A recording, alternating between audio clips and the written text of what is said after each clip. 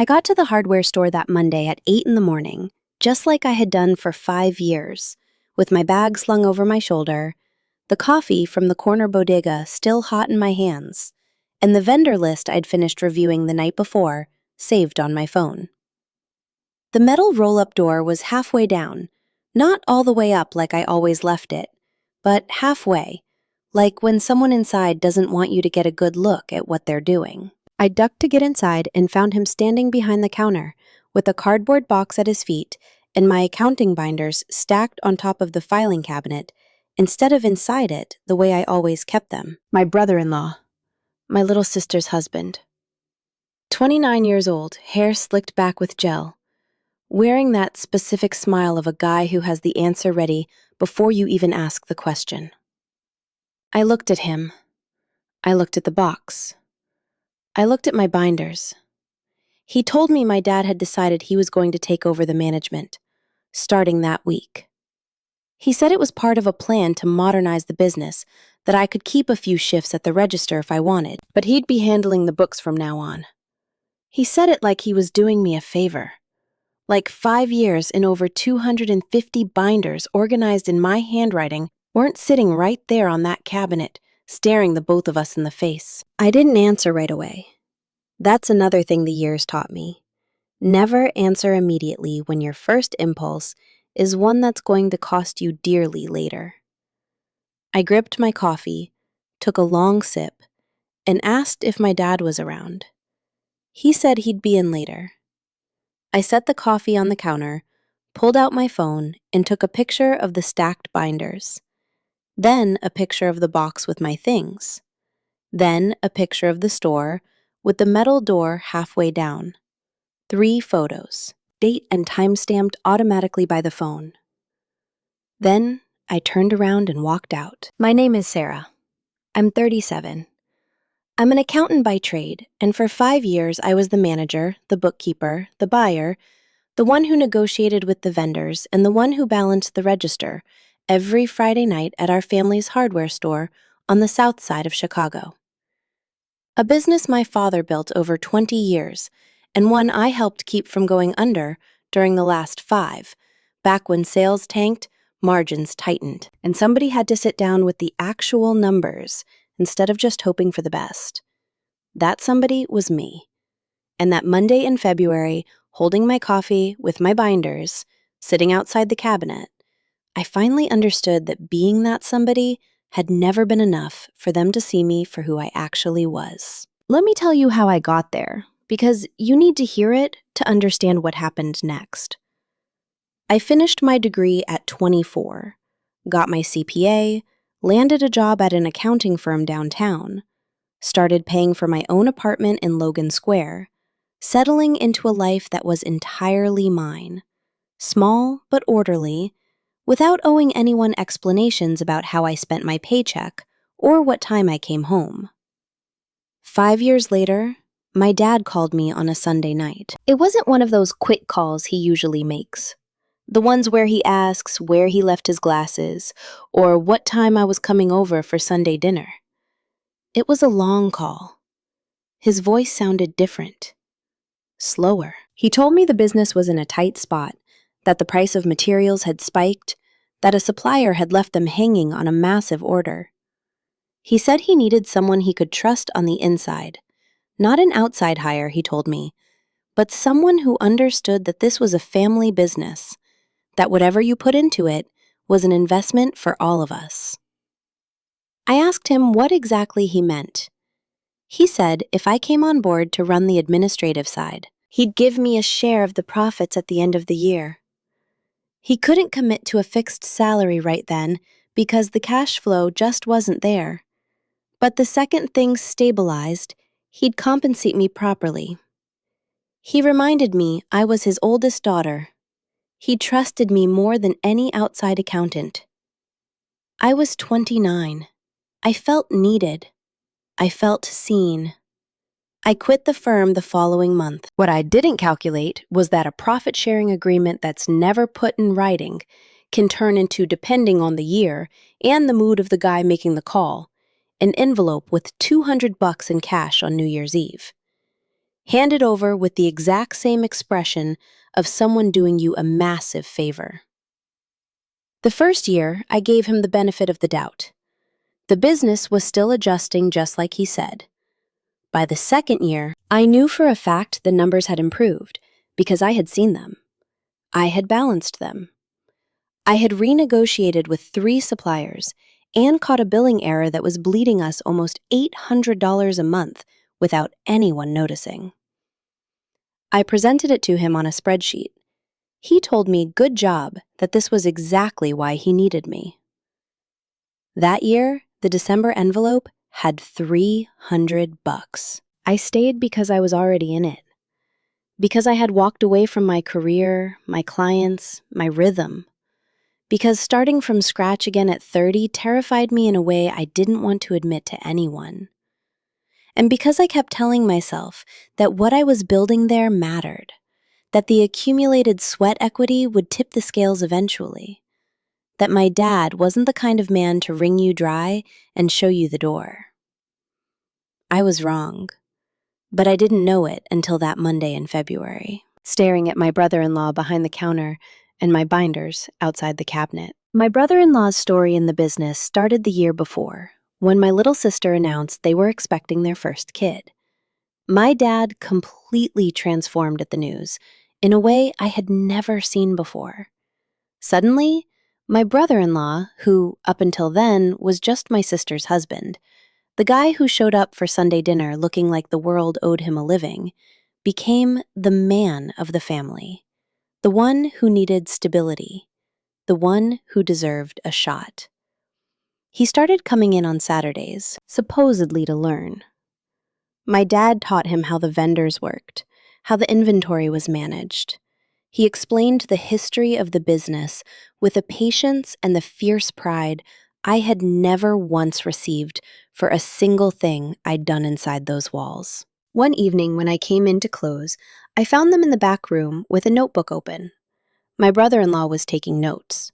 My dad was talking about profit margins, the exact same margins I had laid out for him on a spreadsheet 2 years prior, which he was now explaining as if he'd crunched the numbers all by himself. I didn't say a word. I closed out the register, killed the lights in the back, and left.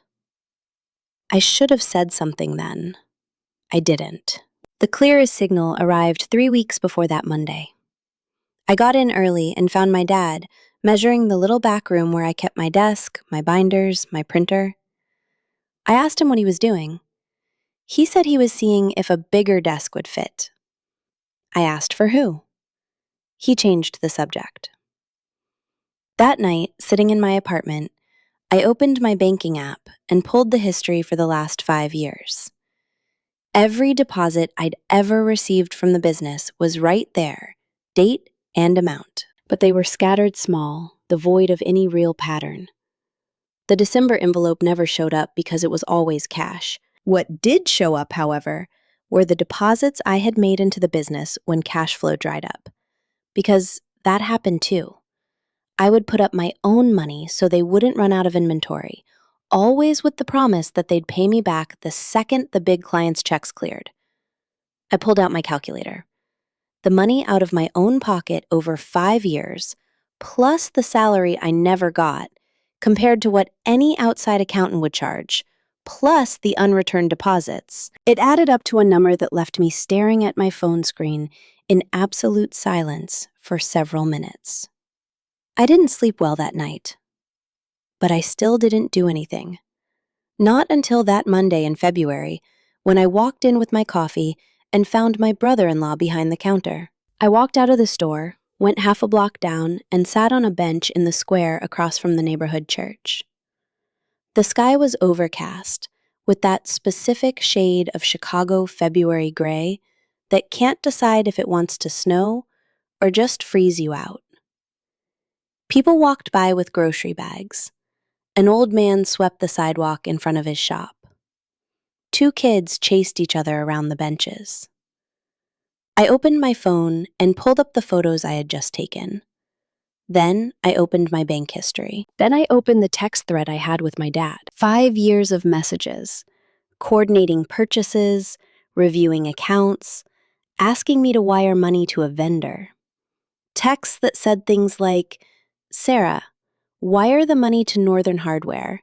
Otherwise, they'll cut our credit." Or, "Did you balance the payroll for the guys yet?" Or, "I need you to come in tomorrow, even if it's your day off, because the IRS auditor is showing up, and you're the only one who knows where all the paperwork is." He had written it himself. 5 years of direct labor instructions in a text thread I never deleted, because I learned very early on that if you don't keep a record, it never happened. I sat on that bench phone in my hands and thought about something a friend had told me a long time ago. A friend who had worked in human resources for years. Whenever I told her about my situation, she always said the exact same thing. "Sarah, what you're describing isn't a family pitching in at a business. What you're describing is an employment relationship with no contract and no benefits. And that carries legal consequences your dad probably isn't thinking about." I hadn't listened to her. Back then, I bought into the illusion that I was different, that my situation was different, that family didn't operate on the same rules as a boss and an employee. That Monday, on the park bench, staring at the fresh photos and the open text thread, I finally understood that my friend had been right from day one. I called her. Her name is Connie. She's 42. She lives in Wicker Park, and for the last 3 years, she's been working as an independent consultant, handling labor law and HR disputes. She picked up on the second ring, using that voice of hers that always makes you feel like she has all the time in the world, even when she doesn't. I said, "I think I need you to explain everything you told me years ago about my dad's business, because I think today I'm finally ready to hear it." She went quiet for a beat. Then she said, "Where are you? Come over." Connie's apartment always smells like cinnamon coffee and the stacks of books she keeps on every available surface. It's a 2-bedroom place on the second floor, with windows looking out at a massive oak tree. She has a habit of leaving the windows cracked, even when it's freezing, because she says stale air suffocates her thinking. I walked in with my phone loaded with screenshots and that strange hollow feeling in my gut of someone who is about to do something they can never undo. I sat on my usual spot on her couch. She set a mug of coffee in front of me without asking. She sat across the coffee table with a legal pad and a pen and told me, "Tell me from the beginning. Don't skip anything." I told her everything. The Sunday night my dad called me, the 5 years, the December cash envelopes, the deposits I had made to the business when cash flow dried up, the texts coordinating purchases, payments, and audits, the nights I stayed up reviewing numbers alone in my apartment, the Monday with my brother-in-law behind the counter, the photos. Connie didn't interrupt me once. When I finished, she looked over her legal pad where she'd been jotting things down while I spoke. She took a long sip of coffee and said, "Sarah, what you have here is a misclassified employment relationship. It's what happens when someone provides a service under subordination, where someone else gives the orders, sets the hours, assigns the tasks, and reaps the benefits of the labor, but refuses to formalize the bond to dodge the legal obligations. The fact that he's your father doesn't change the legal nature of what happened. It changes how much it hurts, but not what it fundamentally was." I asked her if I could prove it. She told me the text messages were the exact kind of smoking gun labor lawyers pray for when a case like this hits a docket. Direct instructions, operational coordination, clear dependency. She said the deposits I'd made could also constitute an unacknowledged debt if they were documented. She told me her advice was to go see a labor attorney before making a single move, because these kinds of cases run on very specific clocks and procedures, and if you don't know the rules, you can lose by default. I asked her how much time I had. She explained that the statute of limitations for labor claims is generally tight after the employment ends, She said the clock started ticking that Monday when my brother-in-law told me he was taking over the books. I didn't need to panic, but I couldn't just let the days bleed by either. Then she asked me something I didn't see coming. Does your dad have the other employees on the official payroll paying their taxes and Social Security? I told her yes. He had 3 guys at the counter and a delivery driver, all fully on the books, W-2s and everything. Connie nodded slowly, like someone confirming a suspicion. And you worked for 5 years entirely off the books. I stayed quiet.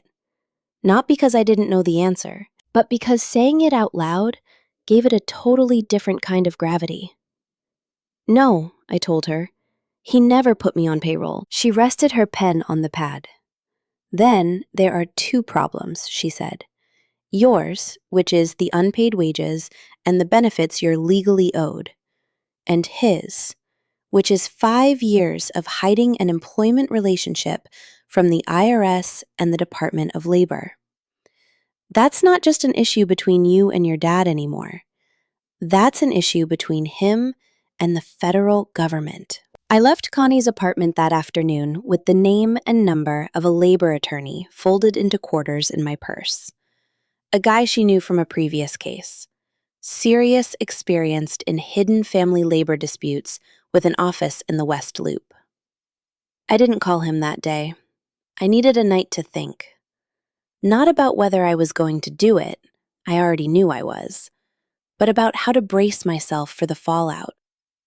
Because it's one thing to make the decision, and it's a whole different animal to accept the reality that when you file a lawsuit against your own father, the family doesn't just sit on the sidelines and watch. That night, I sat at the table in my apartment, flipped my laptop open, and started building the file. First, I went to the text history and exported the whole thing. Every message with my dad over the last 5 years, hundreds of them. I opened them on my screen and started tagging the ones with direct labor instructions.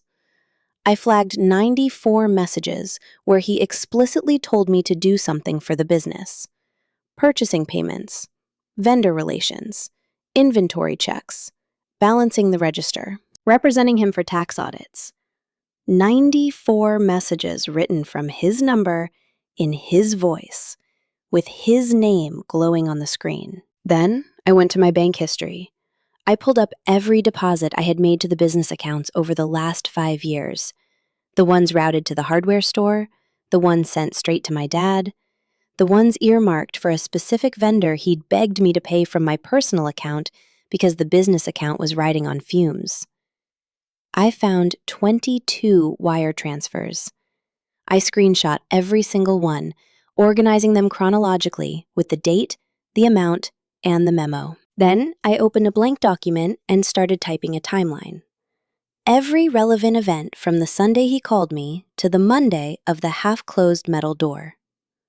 Approximate dates when my memory was fuzzy, exact dates when I had the receipts.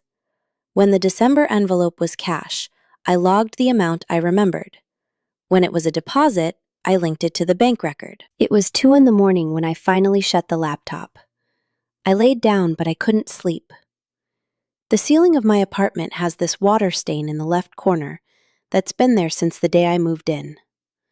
The landlord has been promising to fix it for 2 years. I just stared at it for a long time, the way you stare at things when you're wide awake and your brain refuses to shut off. I thought about my dad, not with rage, which is what you'd expect to feel in a moment like that, right? I felt that infinitely more complicated emotion that hits you when someone you care about proves to you that what they care about has a limit you never knew existed. My dad isn't an evil man. He's a man who built something with back-breaking labor over 20 years and who learned at some point, I don't even know when, that the people who love you come free of charge. That a daughter's love is a renewable resource you never have to pay for. I didn't hate him that night, but I finally understood that I could no longer afford to be the renewable resource. The next day, I called the lawyer. Attorney David Hayes is 51. He wears thick-rimmed glasses and speaks with that specific, steady calm of a lawyer who has seen enough human messiness that absolutely nothing shocks him anymore. His office in the West Loop is small, but immaculate diplomas on the wall and a potted plant in the corner that looks like it's been thriving there for a decade. He saw me right on time. He offered me water, told me Connie had already given him the broad strokes, and said he was ready to listen. I told him everything, just like I had with Connie, but leaning heavier into the math because I knew he'd need the numbers. I handed him the file I'd built the night before, printed and categorized. Texts, bank records, the photos from Monday, the timeline. He reviewed it in dead silence for several minutes. He looked up once or twice, asked a highly specific question, and kept reading. When he finished, he set the binder flat on his desk and looked at me. "Sarah, what you have here is a textbook employment relationship that we can absolutely prove in court. The texts are bulletproof evidence of subordination. The deposits you made can be claimed as unpaid loans. The time worked, completely off the books, generates retroactive employer liability. You can claim back wages, prorated vacation and bonuses, and the corresponding severance for unjustified termination." I asked him how long it would take. He told me labor disputes can drag out anywhere from 1 to 3 years, depending on the docket and whether the opposing party decides to fight it out or settle. He noted that in cases of hidden family labor, the opposing party very often prefers to settle early, rather than trigger the radioactive fallout of IRS and labor board investigations.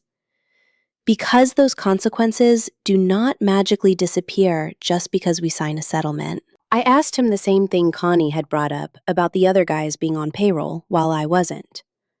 Mr. Hayes nodded with that endless calm of his. That is exactly the second problem. If you worked 5 years off the books while he filed W-2s for everyone else, the discriminatory treatment is glaring and fully documented. The Labor Board has mechanisms for this, and the federal penalties for payroll tax evasion are catastrophic. It is not a minor issue. Then he asked me a variation of the question Connie had asked. "Do you want to try talking to your father before we file the suit?" I had to think about it. The honest answer was messy. I did want to try. Not because I harbored some delusion that my dad was suddenly going to slap his forehead, admit 5 years of unpaid labor was wrong, and settle it amicably out of the goodness of his heart. I wasn't waiting for a miracle. I wanted to try because I needed him to know that I knew, that I understood exactly what had transpired, and that this time, I wasn't going to just shrink away quietly, hoping my accumulated effort would tip some invisible scale that never actually existed. I told Mr. Hayes I was going to talk to him first. He said that was fine, but to tread very carefully. I was not to reveal the specifics of my documentation or the legal steps I was preparing. And he told me, if possible, to get it in writing or record the conversation, since Illinois law has specific rules. Getting him on tape admitting to the dynamic could be useful. That night, I texted my dad. Keep it short. I said I needed to talk to him about what happened on Monday, that I preferred to do it face-to-face, and asked if he could meet me on Wednesday. He replied a little while later. He said yes to come by the house at 7. I showed up right on the dot. My mom opened the door, wearing that exact expression she gets when she knows a storm is coming, but desperately wants no part of it. She kissed my cheek, told me there was coffee in the kitchen, and vanished down the hall into the bedroom without anyone asking her to. My dad was in the living room. The TV was on, though he wasn't watching it. He stood up when I walked in, which was rare for him, and we sat on the usual sofas, him on the big one, me on the one to the side. I told him I wanted to understand what had happened, that 5 years of my life deserved at least a conversation, not just walking in on a Monday to find my binders tossed aside and my brother-in-law sitting at my desk.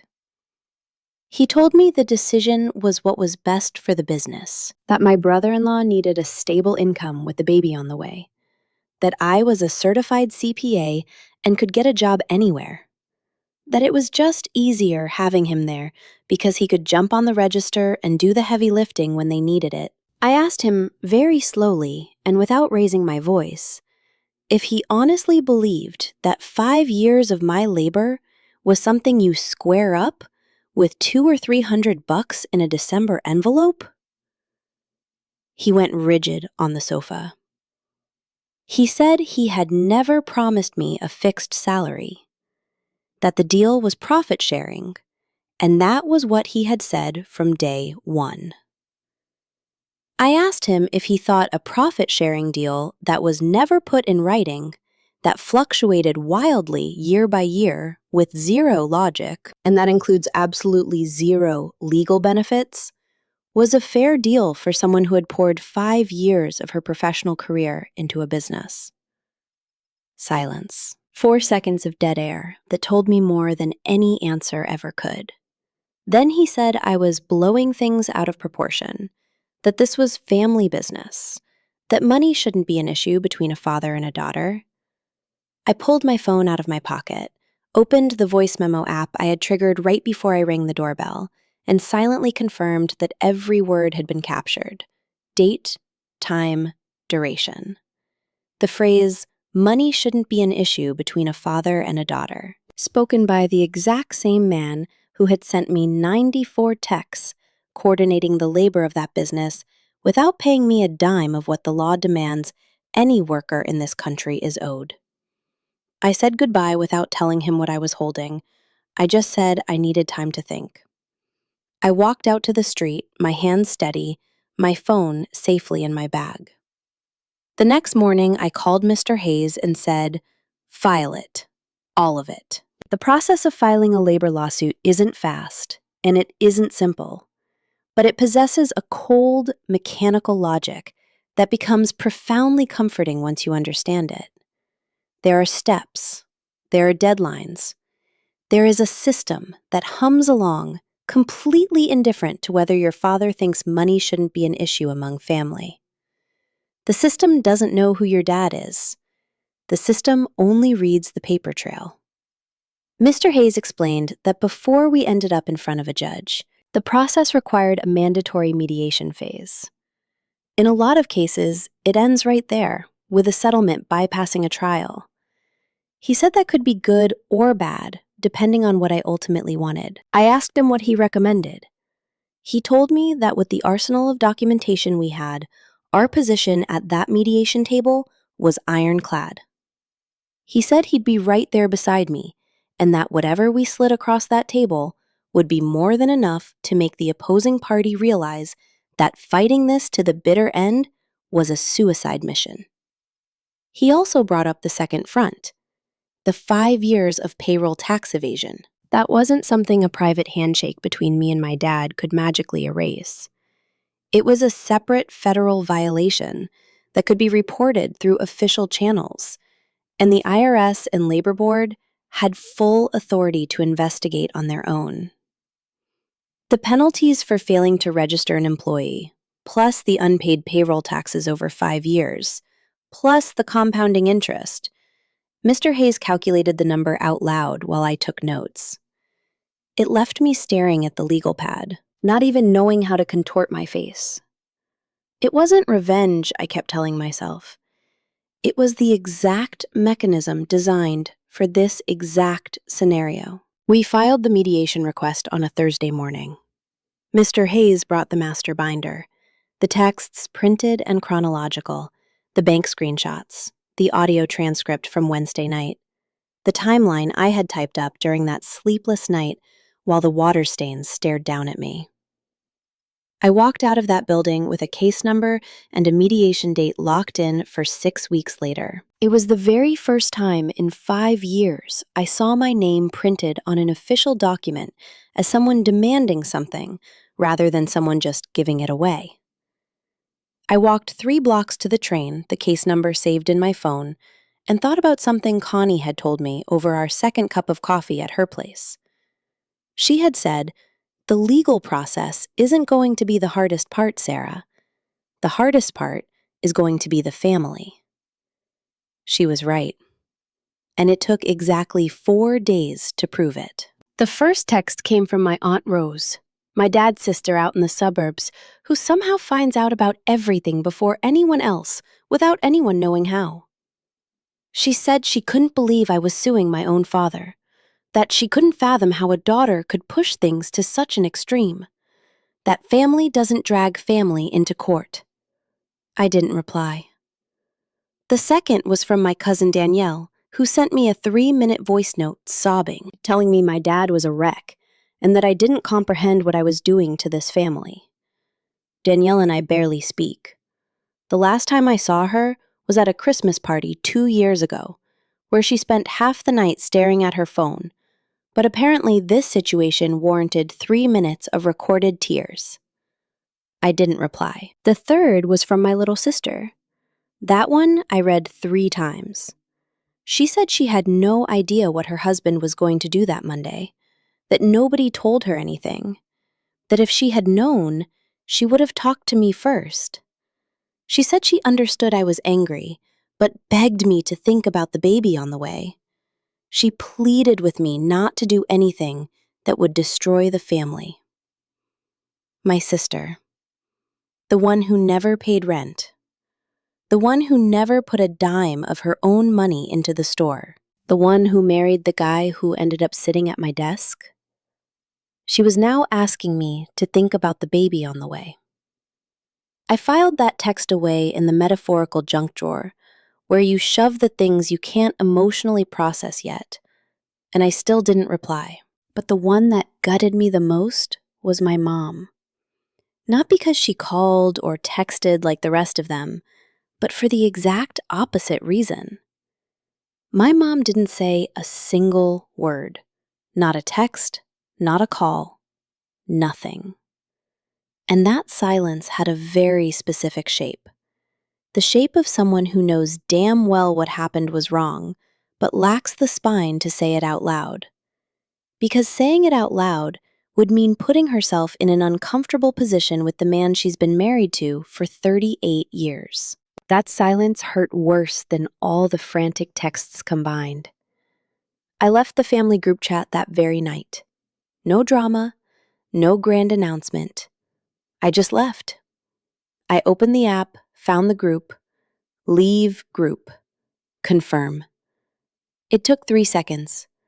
5 years of unpaid labor took a lot longer to pile up. Instead of firing back texts, I focused on what I could control. I organized the paperwork one more time. I talked to Mr. Hayes twice that week to iron out the details. I called Connie just to vent, and because I desperately needed to talk to someone who wasn't going to weaponize an unborn baby against me. Connie listened, and then she said something that branded itself into my brain. She said, "A family that asks you to stay quiet so they can remain comfortable isn't asking you to protect the family. They're asking you to put yourself dead last." There was one more person I needed to talk to before the hearing. Not a lawyer, not a friend. My Aunt Helen. Aunt Helen is 64. She was my mom's best friend before my parents ever got married. Before their worlds fractured into different directions and their friendship faded into New Year's visits and generic birthday texts. But when I was a kid, Aunt Helen was the one who took me to the movies, the one who bought me the books I wanted without asking if they were for school. She was the person who, when I was 12 years old, looked at me and said, "Sarah, you are built for whatever you want to do. Just don't get used to doing things because of what people will say about you. Do them because you already know they're right." I hadn't seen her in 2 years. I called her on a Saturday morning, skipping the small talk, just telling her I needed to talk. She showed up at my apartment with a bag of pastries and that immense presence of hers that makes any room feel instantly more livable. I told her everything. Didn't skip a beat, didn't soften the parts that made me look incredibly naive for waiting so long. My aunt listens the way very few people know how to listen. No interrupting, no formulating her response while you're still speaking. Just complete, full-body attention. When I finished, she sat in silence for a moment. Then she said, "You know what this reminds me of? It reminds me of when your grandmother, your dad's mom, loaned money to your uncle for years to keep his shop afloat. Same exact thing. No paperwork, no contract, because of course, it was family. Your uncle never paid her back, and your grandmother kept her mouth shut, because she said, 'You don't demand money from family.' She died without seeing a dime, and without ever raising her voice." I didn't know that. I had never heard that story. My aunt kept going. "What you are doing," she told me, "is what your grandmother didn't do. And there is absolutely nothing wrong with it. Silence is not a virtue when the only thing it protects is the comfort of the person taking advantage of you." She reached out and squeezed my hand. Then she lowered her voice, that voice of hers that never needs to get loud to be felt in your bones. "Your grandfather always used to say that dignity isn't something you keep in a glass case for special occasions. It's what you practice on an ordinary Tuesday." That was the hardest moment of the entire ordeal.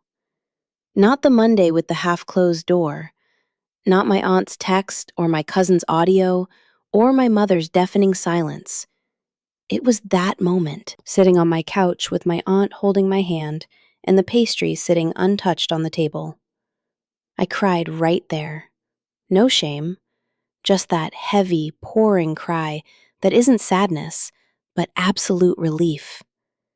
The kind that crashes over you when you've been carrying something crushing for a very long time, and you finally find someone who looks you in the eye and tells you it's okay to put it down.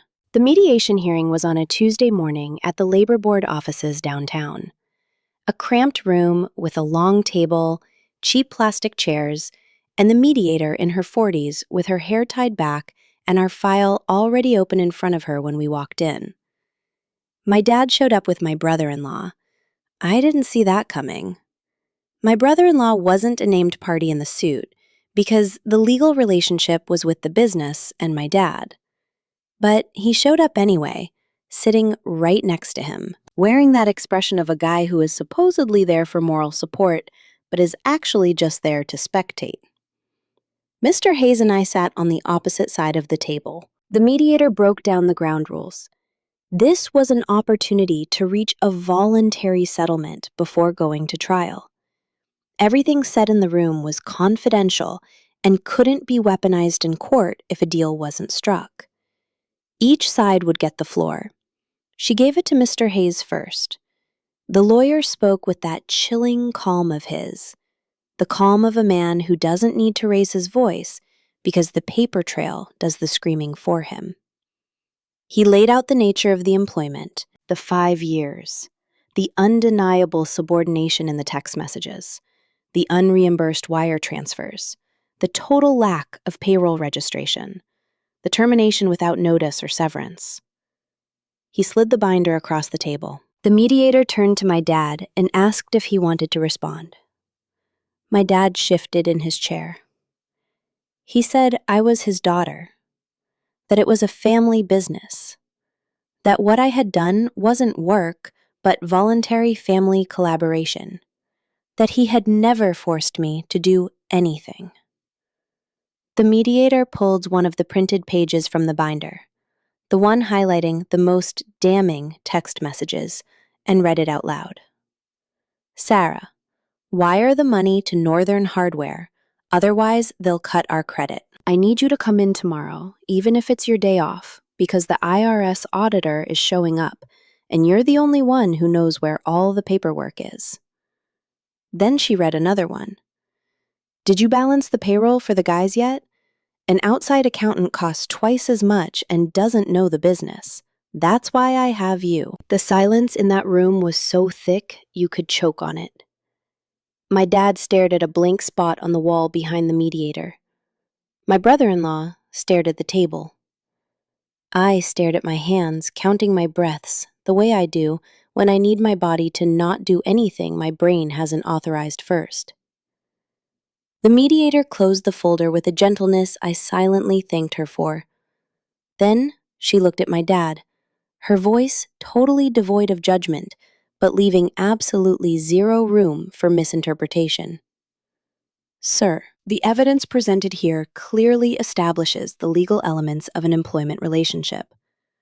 I strongly advise you to consider reaching a settlement today, because if this case proceeds to trial, the consequences will extend into areas far beyond what we are discussing in this room. My dad just stared at her. She didn't add anything else. She didn't have to. We both knew exactly what areas she meant. My brother-in-law leaned in and whispered something to my dad that I couldn't catch. My dad planted his elbows on the table and covered his mouth with his hands. It was a gesture I had never seen him make before. The gesture of a man recalculating in real time a situation he genuinely believed he had under control.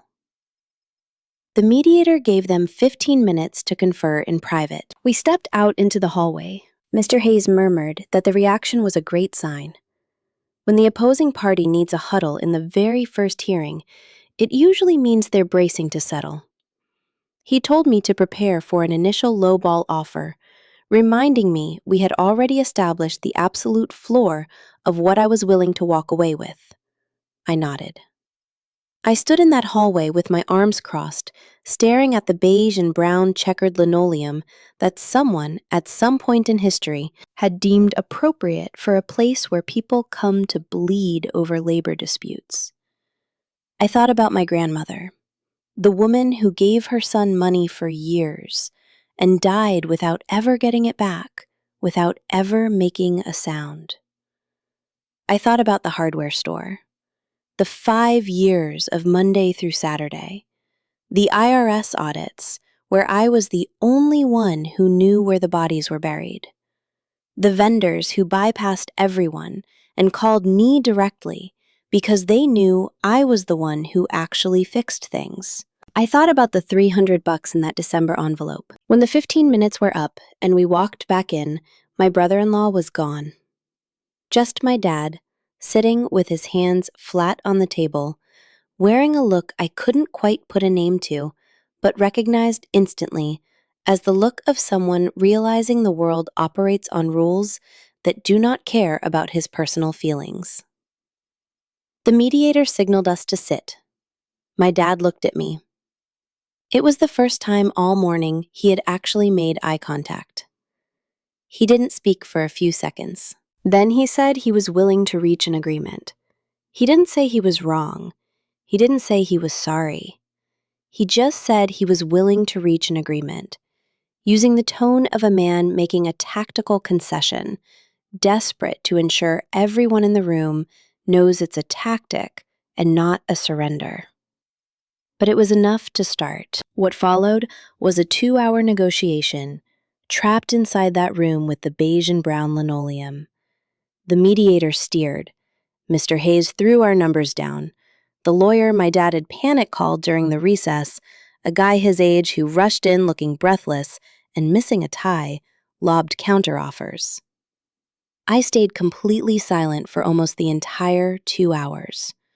Mr. Hayes had warned me that at a negotiation table, a client's silence is a weapon.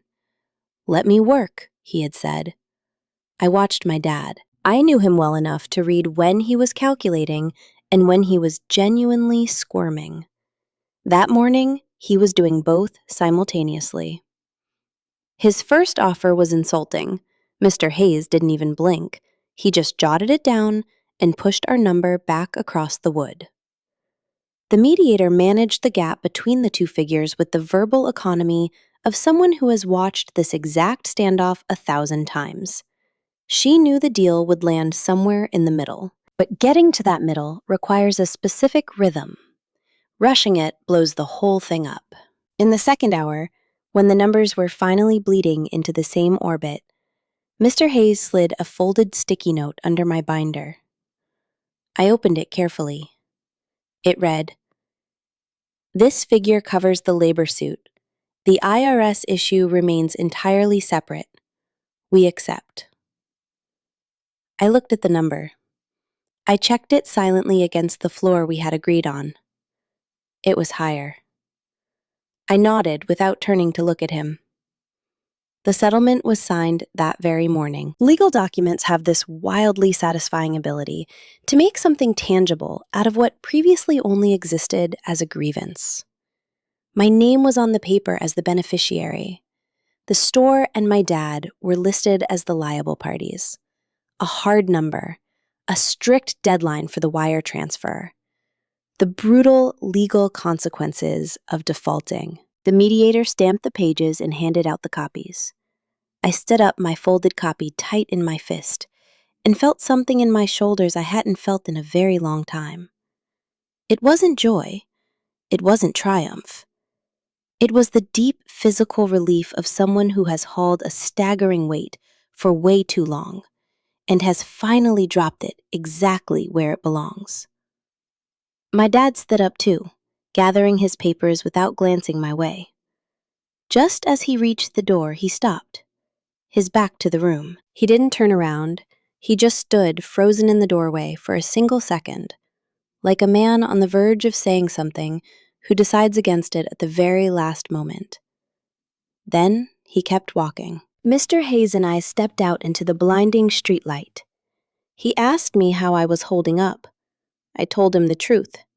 Good, but weird.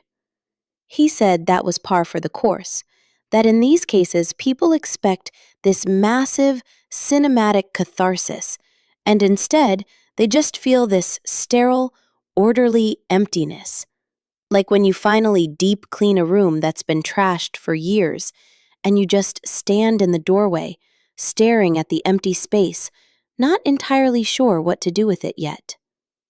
He was right. That was exactly it. What happened in the days that followed was entirely predictable in its shape, if not its details. The narrative that tore through the family grapevine was that I had shaken my parents down for cash and dragged them into court out of pure spite.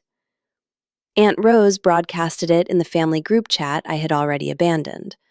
I found out through my cousin Sophie, who actually kept talking to me, and who possesses the rare, honest habit of telling me things exactly as they are, without wrapping them in bubble wrap. Cousin Sophie is 34. She works at a design firm, and she's the only person from my generation of cousins I actually had a real, functioning relationship with. When I told her what had gone down from the very beginning, not the highlight reel, but the brutal, unedited cut, she stayed quiet for a long time. Then she said, "I always knew something was rotting in there. I just didn't know how to tell you without sounding like I was throwing grenades into your life." I told her she could have just said it. She told me she knew that now and that she was sorry. That was enough. I didn't need anyone to draft a manifesto in my honor or wage war on my behalf. I just needed one single person from that bloodline to look at me and say, "I saw what happened, and it was wrong." Cousin Sophie said it, and that was enough. The settlement money hit my account on the exact date outlined in the contract, not a minute early. No accompanying text message. It just materialized in my banking app that morning, under the agreed-upon memo cold punctual, and executed solely because the alternative was financial ruin. I checked it twice, just to verify the math. It was all there. I closed the app and sat at my kitchen table in total silence. Then I opened my email and shot a message to Mr. Hayes, confirming the wire had cleared. What came after the payout was the second front. The one I always knew was lurking in the background, even when I tried to push it out of my mind. The federal issue. Kami had made it crystal clear that reporting the payroll fraud was an entirely separate beast from the labor settlement. The private handshake between me and my dad settled the score between us, but it did absolutely nothing to square him with the government. She told me the decision to file the report was entirely mine, but if I buried it, the only person banking on my silence was the guy who had kept me off the books in the first place. Mr. Hayes had essentially told me the same thing, just in lawyer speak. He said filing the report wasn't an act of vengeance. It was the system functioning exactly as designed. A system built specifically for cases where a worker is stripped of their Social Security and tax benefits for years. Pulling that lever was no different than pulling the one we had just used in mediation. I took a week to chew on it. I thought about my 5 ghost years. No health insurance as an employee, no retirement contributions, none of the baseline safety nets that every legal worker in this country is guaranteed by law. 5 years of federal contributions that vanished into thin air. The kind of money that compounds and alters the trajectory of your life. I also thought about something far more personal. I thought about the other guys at the store. The 3 at the counter, the delivery driver, the guys who were fully on the books. I thought about the undeniable fact that my dad knew exactly how the system worked because he ran it flawlessly for them. It wasn't ignorance. It was a calculated choice. I filed the report with the Federal Labor Board 2 weeks after the settlement cleared. I didn't announce it. I didn't brief the family. I didn't shoot my dad a warning text. I sat down with Mr. Hayes. We routed the paperwork through the proper federal channels, and we walked away. The federal notice hit my dad's mailbox 5 weeks later. I found out through my mom, who called me on a Wednesday afternoon for the very first time since this whole nightmare started. Her voice sounded entirely different than I expected. It wasn't the voice of someone gearing up to scold me. It was the voice of someone who had been carrying a crushing weight in absolute silence for weeks and had finally found a crack in the armor to speak, even if she had no idea what she was actually trying to say. She told me a letter from the government had arrived at the house. I said, "Yes, I know." Silence. Then she said, "Your father hasn't slept in 3 days." I didn't respond to that. She kept going. She said she wasn't calling to ask me to pull the plug. She understood the machine was already in motion. She said she was calling because she had been dying to say something to me for weeks and just couldn't figure out how. I told her I was listening. She said she knew exactly what happened that Monday. She was in the house when my dad called the locksmith to change the back office locks. She didn't ask him what he was doing because she already knew, and she chose to stay quiet. She said she knew it was pure cowardice, that she didn't have a justifiable excuse. It was just the calcified habit of 38 years of never contradicting him on business matters, because the business was always his kingdom. Her voice broke for a second. Then she said, "But you were my daughter long before you were an employee of that store, and I didn't protect you the way I should have." I just listened to the dead air on the line for a few seconds. I didn't tell her it was okay, because it wasn't. I didn't tell her it didn't matter, because it mattered immensely. I told her I appreciated her saying it, that it was exactly what I needed to hear, that I wasn't asking her to wage a proxy war against my dad, because that wasn't the point. The point was that I needed someone from that house to say out loud that what happened to me was wrong. My mom said it was wrong. No detours, no buts, no, you have to understand the pressure your father is under. Just, it was wrong. That was the first time since that Monday in February that something inside my chest genuinely cracked open. When I hung up, I sat in the chair in my apartment, phone in my hand, staring at absolutely nothing, for a span of time I can't even quantify.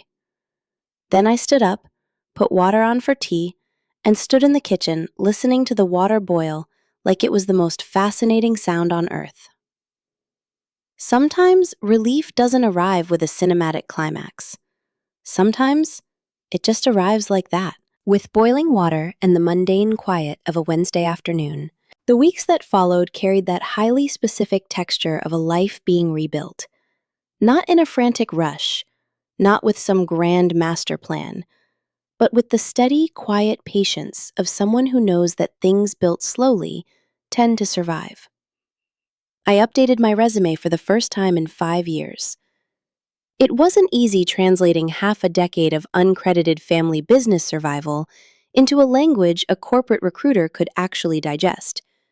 Vendor negotiation, cash flow management, IRS, audit representation, payroll oversight, inventory logistics. That was everything I had done. It was all real, documented, verifiable. Mr. Hayes had told me I could legally list the store as a reference, since it was now on federal record that I had been employed there for 5 years. That was real too. I fired off 3 applications the first week, 2 to downtown accounting firms and 1 to a commercial construction supplier looking for an operations manager with industry experience. The irony wasn't lost on me. While I waited for the callbacks, I resurrected something I had buried years ago. Back when I was at the downtown firm, before I got sucked into my dad's orbit, I had started a certification in corporate finance. I dropped out halfway through when I quit, because the hours at the store swallowed my life whole. I looked it up online, found the updated curriculum, and enrolled. Not because I desperately needed the credential, but because it was mine. Because it was something I had wanted to finish and had shelved for 5 years, to bleed for a business that never paid me what I was worth.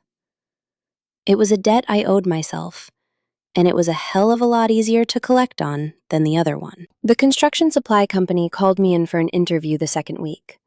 I showed up right on time, my updated portfolio tucked under my arm, running on that cocktail of nerves and absolute clarity you get when you're stepping back into an arena you know you can dominate, even if you've been out of the official game for a minute. The interviewer was a woman in her mid-40s, director of operations. She had the eyes of someone who evaluates talent in about 3 seconds and refuses to waste breath on questions she already knows the answer to. She asked me about the 5-year gap. I gave her the strictly professional cut. No family drama, just cold, hard metrics. The vendor renegotiations that spiked the margins. The billing hemorrhage I stopped. The inventory overhaul. The raw numbers. She listened like a hawk, jotting down notes. At the very end, she asked me why I left the family business. I looked her dead in the eye and told her it was time to transition my career into an environment where the work had structured recognition and where my contributions were documented in a strictly professional capacity. It was the absolute truth, dressed up in the exact suit it needed to wear for a corporate interview. She offered me the job that same week. The day I signed my new contract, my actual name on the front page. A hard salary, full benefits, W-2 status, locked in from day one. I just sat there, staring at the paper before picking up the pen. I thought about the mountain of documents I had signed over 5 years at my dad's store. Invoices, purchase orders, tax filings. Every single one bearing my signature. But not a single one recognizing me as an employee with legal rights. Just my name as the daughter pitching in. Because it's family. Because the business belongs to all of us. Because that's just how it works. I signed it. The pen made that heavy, scratching sound on the paper that real contracts make when you lock yourself into something that actually matters. I folded my copy, slid it into my bag, and walked out into that blinding Chicago sun that on very rare days hits the exact right temperature to just walk without rushing. I walked 2 blocks with no destination, just walking, the folder under my arm, and that grounded feeling of the concrete finally feeling solid beneath my boots. My dad called on a Sunday night, 3 months after the Monday of the half-closed door. It wasn't the first time his name had lit up my screen since the fallout, but it was the first time I actually let it ring to the end and decided to answer. The other times, I just watched the phone vibrate on the coffee table until it went dark. Not out of malice, I just wasn't ready. That Sunday, I was ready. Or at least ready enough. I picked up on the fourth ring. His voice was completely detached from every version of the man I knew. It wasn't the voice of the boss running his floor. It wasn't the voice of the father barking orders. It wasn't the rigid, cornered voice from the mediation room. It was something infinitely older than all of that. Exhausted. Like the voice left over when a man has burned through all his other personas and simply lacks the caloric energy to construct a new one. He said he wanted to talk. I told him I was listening. There was a long pause. Not the awkward kind, but the heavy kind. The kind where you can physically feel the person on the other end digging through a mountain of words that have been sitting in the wrong drawer for years, trying to find the right ones. He told me he never imagined things would escalate to where they did. That when he made the call to put my brother-in-law in the back office, he figured I'd just understand that it was family. That this is just how things operate when someone in the bloodline needs a lifeline. He said he hadn't spent a single second thinking about how it would look from my side of the table. I asked him if he was thinking about it now. Silence. Then he said yes. He said he'd been thinking about it ever since the process server showed up with the lawsuit. And he'd been thinking about it a hell of a lot more since the federal notice hit the mail. He said there are things a man does without calculating the crushing weight they place on someone else. And when that someone else finally holds up a mirror with documents and dates and hard math, there is simply no way to look away anymore. He didn't ask for forgiveness. Not exactly. My dad lacks the emotional vocabulary to beg for absolution the way you see in the movies or read in therapy books. What he did was actually much harder for him. He admitted out loud that his actions had detonated real, devastating consequences for a real, living person who happened to be his daughter. Knowing the man, that was a monumental concession. I told him I never wanted him to suffer, which was the truth. I told him it was never about inflicting pain.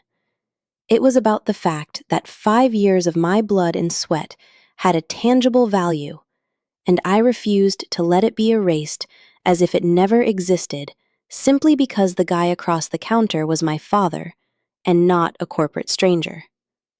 He said he understood. I don't honestly know if he understood the entire scope of it, but he said the words. And sometimes, saying the words, even if you don't fully grasp the gravity of them yet, is the first step toward eventually getting there. I asked him how the store was doing. A different kind of pause, shorter. He said it was surviving, that my brother-in-law was learning the ropes, but some things had gotten incredibly complicated. He didn't offer details, and I didn't press for them. It wasn't the time, and more importantly, it was no longer my circus to manage.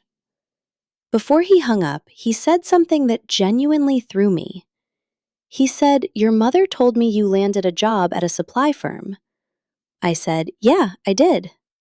He said, "That's good." Just 2 words. But coming from my father, a man who practically never validates anyone else's moves unless it benefits him directly, those 2 words carried the atomic weight of something he had been desperate to say for a long time, finally squeezing through the narrowest exit available. I hung up. I sat on my couch, the phone in my lap, the warm glow of the reading lamp cutting through the Sunday night dark. I didn't cry. I didn't experience the explosive, cinematic closure you hallucinate when you're in the trenches of a nightmare. I felt something much quieter. Something akin to a room that's been suffocating with a jammed window for years, and someone finally pries it open just an inch, just enough to let a razor-thin draft of fresh air slip in, reminding you that oxygen actually exists. For right now, that was enough. The months that followed found the rhythm of a life engineered with pure intention rather than blind inertia. I walked into my new office on Monday mornings with my coffee, my bag, and my to-do list prepped the night before, exactly like I used to. But now I walked into a building where my name was violently bolded on the payroll, where my 401k match registered in the system, where on the 15th and the 30th, the direct deposit hit my account down to the exact penny the contract dictated. The mundane mechanics of formal employment possess a quiet dignity you can't possibly comprehend until you've been starved of them. The pay stub with your employee ID, the active insurance card, the tax documents. They're just paper, but they are pieces of paper that scream to the universe that you exist in the machine as a human being with legal rights, not just a ghost haunting the hallways because family helps family. I finished my finance certification in June. The final module was on a Friday afternoon online. When I logged off, I shut the laptop, brewed a coffee, and sat out on my balcony overlooking the street, staring at an oak tree that turns a violent electric green that time of year. There was no one around to pop champagne with. Aunt Helen was out of town, Connie was working a corporate event, Cousin Sophie was buried in a brutal deadline. But I didn't need a crowd. The truth is, there are victories you can celebrate in absolute silence, holding a coffee mug, staring at a tree, and they don't lose a single ounce of their power just because nobody is clapping. There was, however, a dinner 2 weeks later. Aunt Helen hosted it at her place in Wicker Park, busting out the Sunday tablecloth and the good china she reserves strictly for moments she deems historically significant. It was just the four of us: Helen, Connie, Sophie, and me. My aunt planted a bottle of wine on the table that she'd been hoarding for something that mattered, and declared that this absolutely mattered. She said it isn't every day a woman claws back 5 years of stolen labor and reroutes her entire destiny in the exact same swing. We toasted. The wine was incredible, and the night possessed that weightless, unhurried energy. Sophie asked me how I felt now that the dust had totally settled. With that blunt honesty of hers, skipping the small talk and going straight for the jugular. I gave her the unvarnished truth. I felt different. Not happier in the Hallmark card sense of the word, but solid, intact. I felt closer to the woman I always knew I was, the one I had actively shoved into the background for 5 years because there was always a fire to put out, a vendor to pay, a family crisis to avert. I told her the most agonizing part of the entire ordeal wasn't the legal war.